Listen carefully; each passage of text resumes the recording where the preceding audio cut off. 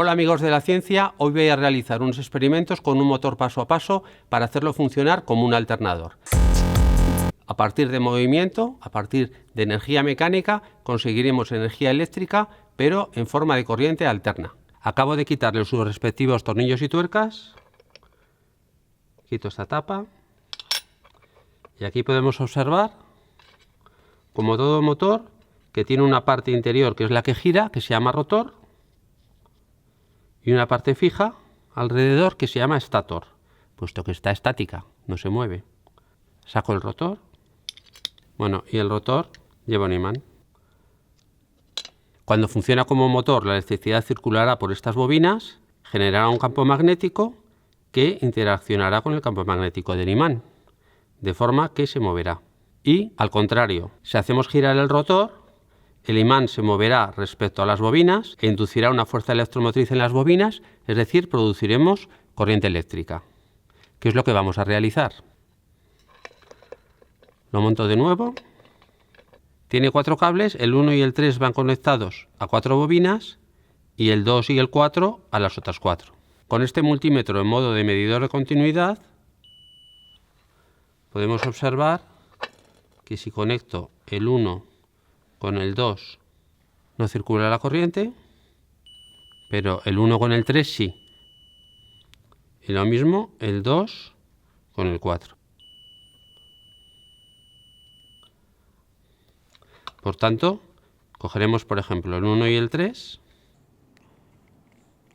y de aquí obtendremos corriente eléctrica al hacer girar el eje. Vamos a probarlo. Tengo aquí una pequeña bombilla de 2,5 voltios y lo conectamos. Vamos a hacerlo así a la brava.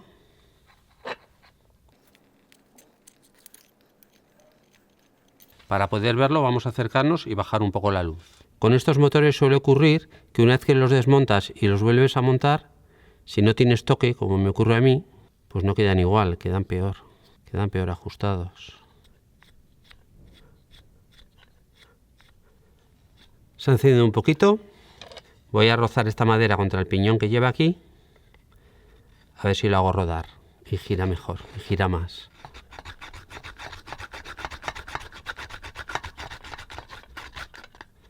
Ahí lo tenemos. Voy a conectar el motor a este osciloscopio. Así podremos comprobar que está actuando como alternador. Genera corriente alterna. Observad. Cuanto más rápido doy vueltas al eje, por un lado, mayor será la frecuencia, puesto que el rotor gira más rápido, da mayor número de vueltas el imán por segundo, por lo tanto la distancia entre los picos de las ondas que veis en la pantalla es más corta, y por otro lado, al darle más rápido, genera más energía y por tanto el voltaje de tensión es más alto. Los picos, tanto superiores como inferiores, alcanzan valores mayores. Arriba positivos y abajo negativos. A continuación voy a conectar este diodo LED verde a nuestro alternador. A diferencia de las bombillas de incandescencia como la que hemos visto antes, los LEDs tienen polaridad. La pata más larga es el positivo y la corta el negativo. ¿Qué ocurrirá al conectarlo a un alternador? ¿Os lo imagináis?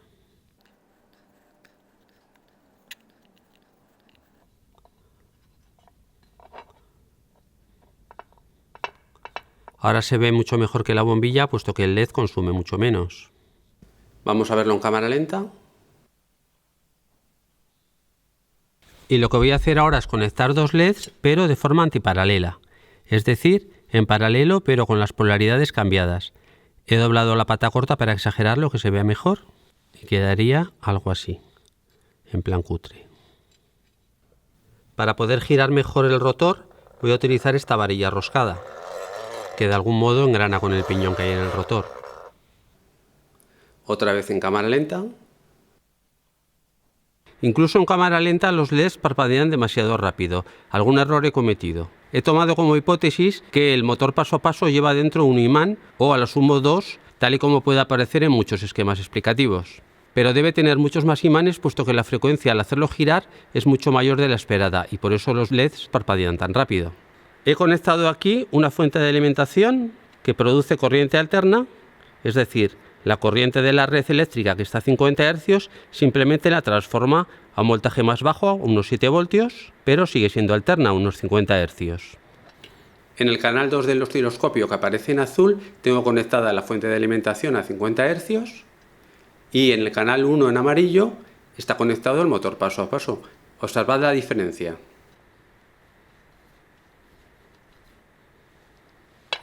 He conectado el LED a la fuente de alimentación, le he puesto una resistencia en serie para protegerlo.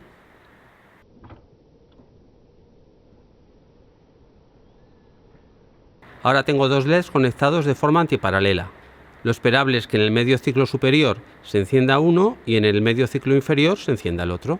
Es decir, que vayan en tándem alternativamente.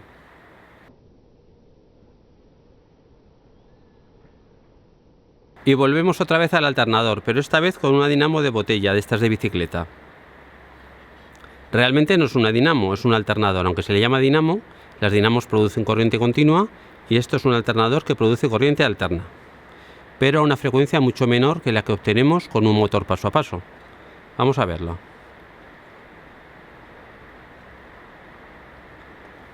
Nos acercamos y bajamos luces. Giro el rotor frotándolo con la mano.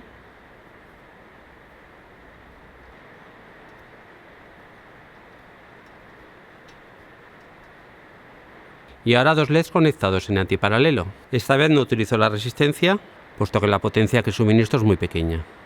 Desmonto de nuevo el motor paso a paso, extraigo el rotor y voy a quitar esta capa de plástico.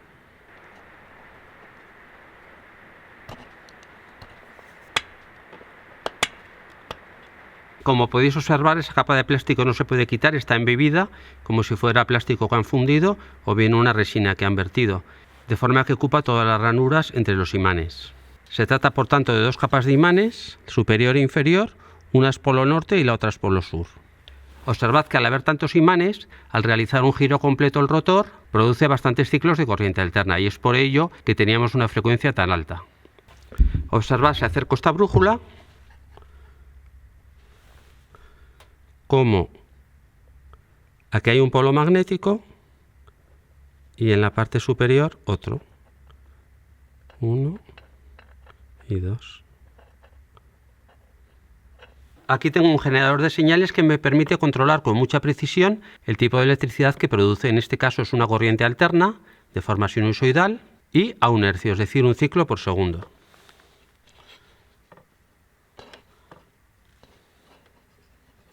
Fijaos los LEDs.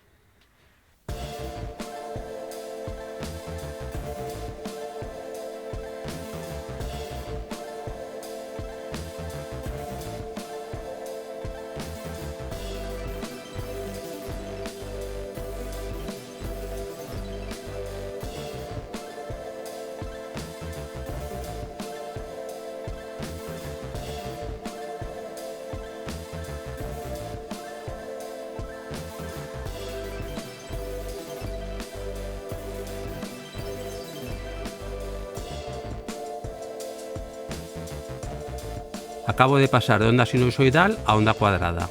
Observad ahora el patrón de encendido y apagado de los LEDs. ¿Notáis el cambio? ¿Sabríais decir a qué se debe? Fijaos ahora cómo se observan claramente momentos en los que la tensión no es suficiente para encender los LEDs y ambos permanecen apagados.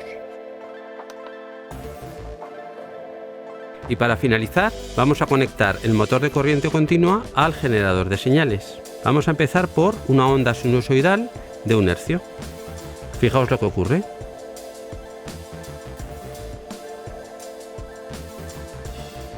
Media onda girará en un sentido y la otra media en el otro.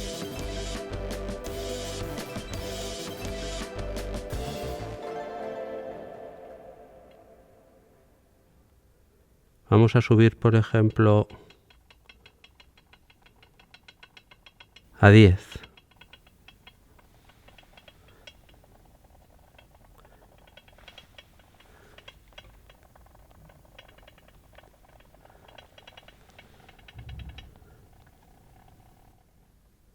Llega un momento que la vibración se va haciendo menos patente si subimos la frecuencia. En cambio, bajándola, será más acusado el vaivén. De hecho, ahora se ha parado a 0 hercios Vamos a poner décimas de hercio.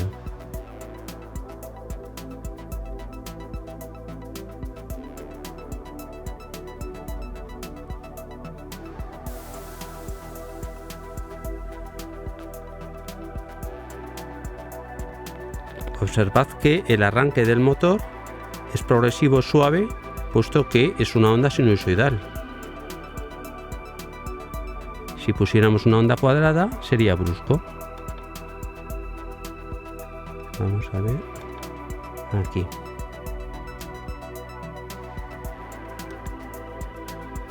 Cuadrada. Square. Se para. ¿Habéis visto? Y vuelve. Vamos a subir un poquito la frecuencia para que sea menos aburrido. Vamos a ponerlo a medio hercio.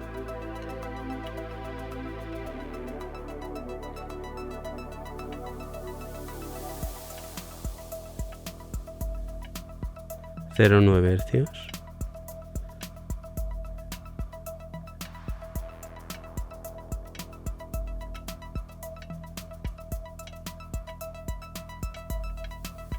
...2 hercios.